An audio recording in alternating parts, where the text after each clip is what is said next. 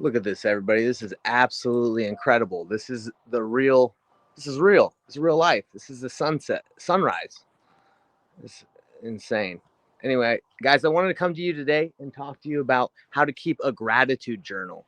Now, when I go outside in the morning, the sunrises are different every morning, and it's something beautiful, right? It's beautiful to witness. And in Canada, the sunrises can be incredible, as you can see.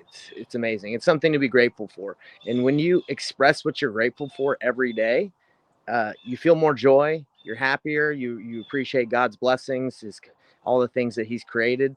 And I want to talk to you guys today about how to keep a gratitude journal. Okay, very simple, very easy. I'm just going to go through this and do my best. It looks like I'm not very good at holding the camera straight. That might be better.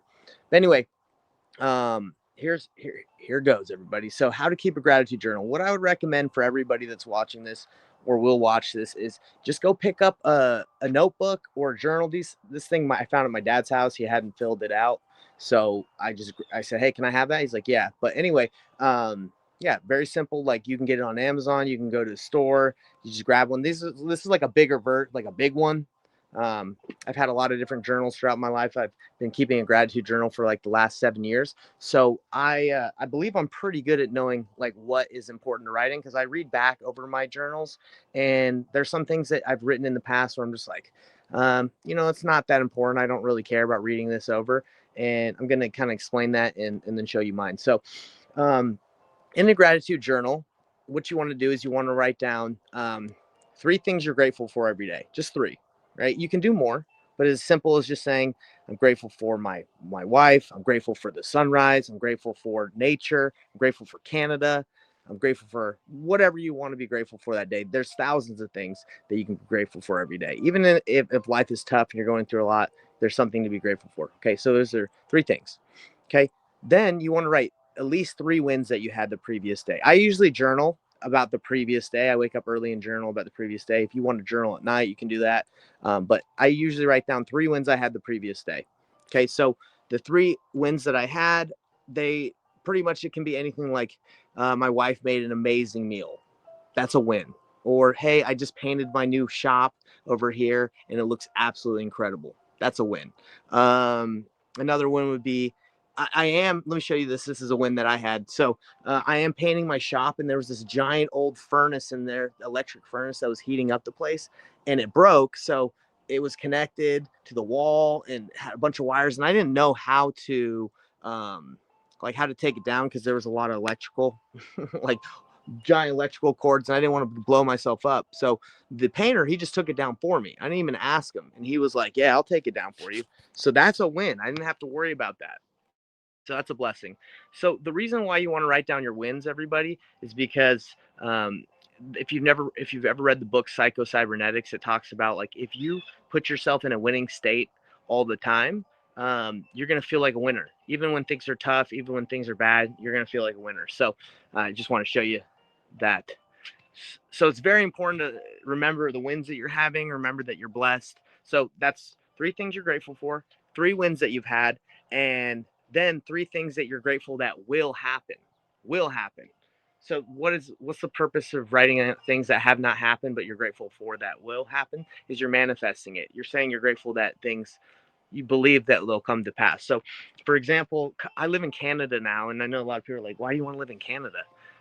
I've always wanted to live in the country, and I've always like countryside, where it's open and open fields. And my wife is actually from this area, so I wanted to live closer to her family, so my baby could be raised by her mom and that family.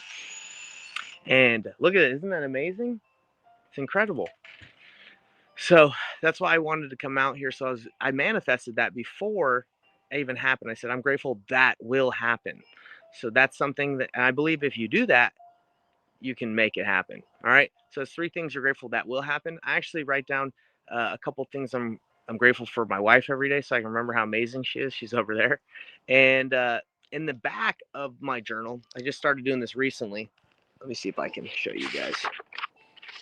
I write down my small plates, which you can just, what that means is spiritual things that have happened to you in your life every day. You seeing God's hand in your life. So in the very front of the journal, sorry guys, I'm like holding this. I don't have like a selfie stick or something to put this on. So I write down the things I'm grateful for. I write in cursive, right? Because I'm trying to get better at that. But I write down three things I'm grateful for, three things I'm wins I had the previous day, three things I'm grateful that will happen, and why my wife is awesome. And in the very back, I write down spiritual experiences because I believe when your posterity or your kids read this eventually, if that ever happens, they'll actually probably care more about the spiritual things that have happened to you and the hand that you've seen, God's hand that you've seen in your life, than like what you're grateful for. Maybe they'll want to read that. I think the gratitude is more for you to make it a habit to see the blessings and the positive things in life because you want to be positive. You don't want to focus on the negative. So that's what I want to share with everybody. This is how to keep a gratitude journal. Just go grab one, $10, $5, whatever. Go find one for free in someone's house that doesn't want to journal anymore, or invite them to journal, and then keep it. Keep those things. I promise it will transform your mindset to always be winning. You're always going to be thinking, hey, I'm so blessed. Because, guys, trials happen to everybody. And that's when you can focus on the blessings that God gives you, you're going to be in a winning state. You're going to be in a winning mindset, even if things get tough. Because trials are for our good sometimes. Sometimes we go through hard things so we can be better, so we can be perfected. And just like like a piece of coal has to go through a lot of pressure in order to become a diamond. It's the same thing with us in this life. We got to go through a lot of ups and downs, opposition, and all things so we can come out stronger. So sorry guys, I got my Invisalign in, so that's probably why I'm talking a little weird. But if you guys have any questions, if you journal a little differently than me, that's totally fine. I want to know about it. Let me know. Write down the things that you keep in your gratitude journal, what you keep in the back, the front. Let me know. I'm here to learn. Obviously, I'm not the authority on how to keep a gratitude journal or what to write down every day. I'm just explaining what I do, and hopefully it can bless you guys' life. So amazing sunrise. I'm trying to get it for you guys. Incredible. Okay. Blessings all around. All right. Have a great day, everybody. In the comments, let me know what you're grateful for today. Love to hear it. Have a great one. We'll see you on the next one. See ya.